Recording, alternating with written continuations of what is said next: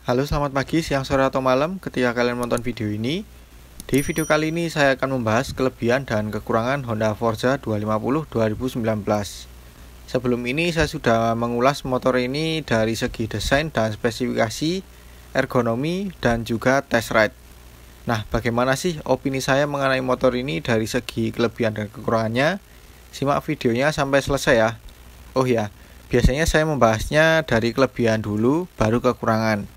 Kali ini saya akan bahas dari kekurangan terlebih dahulu ya, sesuai permintaan dari beberapa komentar yang masuk di video saya sebelumnya. Oke, mari kita bahas.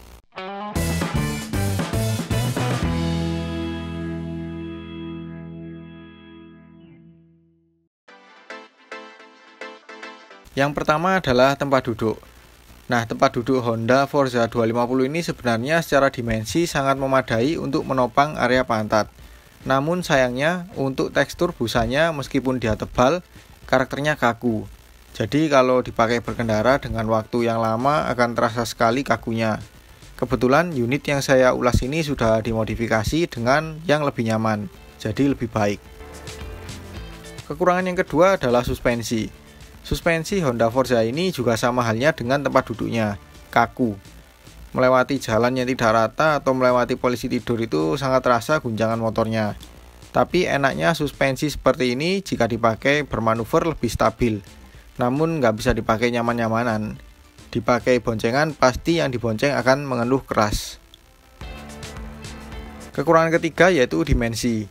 Dimensi Honda Forza 250 ini selain dia besar dan lebar, namun juga berat. Sebagai informasi, berat motor ini adalah 182 kg. Yang mana dibandingkan Sport 250cc pun Forza ini jauh lebih berat. Ditambah lagi ini tinggi tempat duduknya 780 mm. Kelihatannya nggak terlalu tinggi. Tapi perlu diingat ini kelas Matic yang punya dimensi jok yang lebih lebar. Otomatis kaki lebih susah menjangkau tanah. Bagi kalian yang belum terbiasa mengendarai motor yang punya dimensi besar dan berat, harus lebih sabar pakai motor ini. Daripada kalian jatuh bodoh kan gak enak. Sakit sih enggak, tapi malunya itu loh.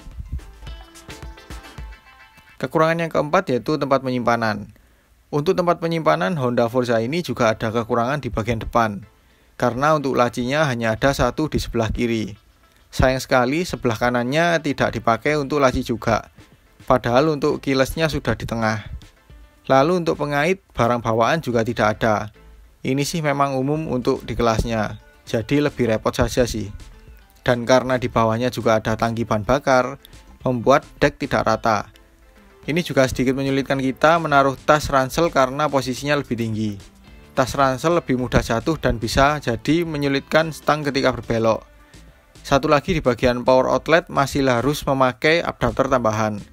Beda dengan motor-motor Honda yang terbaru di mana sudah USB ready. Kekurangan yang kelima adalah harga. Harga Honda Forza 250 ini jika dibandingkan dengan kompetitor terdekatnya sangat berbeda jauh. Jauh lebih mahal Forza. Pada zamannya harga barunya di Rp76.500.000. Bahkan untuk bekasnya pun di tahun yang sama berdasarkan situs jual beli juga masih tinggi. Masih di sekitar di atas Rp60 juta. Gak cocok sih untuk kaum mendang-mending. Wajar sih memang. Karena motor ini diimpor dari luar Indonesia. Jadi yang pasti ada biaya-biaya seperti pengiriman dan pajak. Setelah membahas kekurangan, sekarang saya akan membahas kelebihan Honda Forza 250 2019 ini. Kelebihan yang pertama adalah desain. Bicara desain Honda Forza 250 ini jujur menurut saya sangat keren. Desainnya begitu elegan dan cantik. Benar-benar memperlihatkan motor ini beraura kemewahan terutama bagian lampunya. Garis-garis pada DRL-nya asli ini sangat cantik. Lebih cantik dari generasi terbarunya. Untuk bodinya juga ada rasa-rasa kekar. Karena yang depan cukup meninggi. Ya intinya motor ini di kelasnya paling keren lah. Kemudian spion depannya juga keren banget. Dia menempel di bodi depan. Nggak seperti lawan-lawannya yang spionnya ada di stang. Serasa mobil ya. Yang kedua yaitu lampu. Untuk lampu Forza 250 ini seperti yang saya bilang tadi di poin pertama, desainnya sangat cantik. Selain cantik, Teknologi lampu dari motor ini juga sudah full LED, mulai dari lampu depan, DRL, sein, dan lampu belakang sudah LED. Yang keren itu sein depannya berada di bagian spion. Selain keren juga karena ada jarak antara sein dan lampu depan, membuat ketika sein menyala bisa terlihat jelas dari kejauhan. Yang ketiga adalah ergonomi. Ergonomi Honda Forza 250 ini juga untuk saya yang punya postur tinggi 167 cm sangat pas naik motor ini. Memang sih kaki saya menjangkau tanah itu jinjit, tapi masih bisa menjaga keseimbangan motor ini. Kemudian untuk tempat duduknya sih memang kalau yang standar itu keras dan kaku. Namun ketika sudah diganti dengan yang lebih empuk, motor ini nyamannya istimewa. Sangat memadai pantat, apalagi ada semacam sandarannya sih di bagian belakang. Lalu untuk pijakan kakinya sesuai dengan kelasnya ada dua posisi, yaitu menekuk dan selonjor. Untuk yang posisi menekuk sih normal ya, namun untuk posisi selonjor ini menurut saya lebih nyaman dari kompetitornya, karena jarak dari tempat duduk ke pijakan lebih jauh. Jadi untuk kaki saya yang panjang 78 cm bisa lebih lurus. Ya meskipun nggak sangat lurus, tapi setidaknya lebih nyaman dari kompetitornya.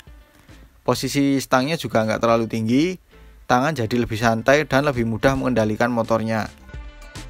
Kemudian yang keempat yaitu panel info. Panel info Honda Forza 250 ini pakai model perpaduan analog dan digital. Secara desain juga senada dengan tema motor ini. Untuk panel analognya merupakan penunjuk kecepatan dan putaran mesin. Desain latarnya juga bagus. Lalu untuk panel info digitalnya pakai latar gelap dan angkanya berwarna terang. Info yang ditampilkan juga lengkap dan penempatan posisi info-infonya juga mudah dilihat. Ini sih sudah sangat mirip panel info di mobil-mobil kelas menengah.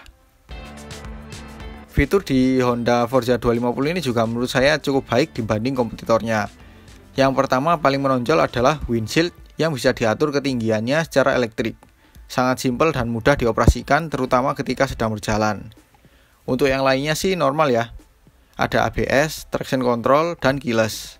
Yang paling menarik sih ya windshieldnya tadi itu. Malah bikin ketagihan buat memainkan tombol untuk atur naik turunnya. Untuk tempat penyimpanan di Honda Forza 250 ini secara kekurangan memang sudah saya bahas tadi, yaitu di bagian laci. Namun kelebihannya ada di bagasi. Ini bagasinya super luas. Bisa muat 2 helm sekaligus dan masih ada ruang sisa. Terdapat ruangan tambahan di bagian samping untuk ya mungkin menaruh toolkit atau semacamnya. Kemudian dilengkapi dengan partisi sebagai pembatas apabila barang yang kita taruh lebih rapi dan tidak berantakan. Jadi dengan bagasi seluas ini sih kalau untuk solo touring sudah cukup ya. Kalau masih kurang ya tinggal pasang top box, apalagi kalau bawa istri.